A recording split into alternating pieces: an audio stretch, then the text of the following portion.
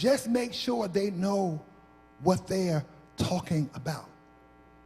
Paul and Silas were doing God's will. They surrendered their lives to Jesus for real. They committed their lives to Christ, both privately and publicly. And because they did, they were determined to engage in the work of the ministry of Christ, no matter what anybody said to them or about them.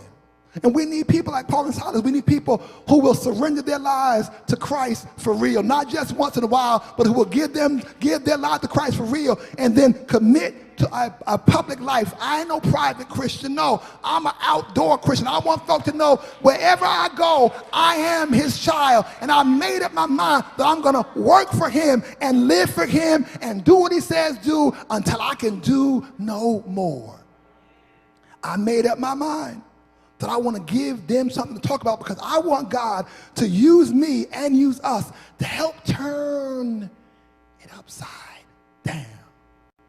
We hear that song. If when you give the best of your service, telling the world that the Savior has come, be not dismayed when men don't believe you. He'll understand. He'll say, well done. If when you tried and fail in your trying, your hands sore and scarred from the race you begun, pick up your cross, run swiftly to meet him. He'll understand. Say, well done. And when we hear it, we think about the eschatological reality that is that one day we're going to die. That song is not just about, it's not about after a while, by and by. There's some here and now to that well done. When we do what we do here and now, he'll bless us. Here and now, he'll make ways for us. Here and now, he'll open doors for us. Here and now, he'll show us that we belong to him. We've got to make up our minds in the here and now that we are going to live for him, serve him, and be used of him.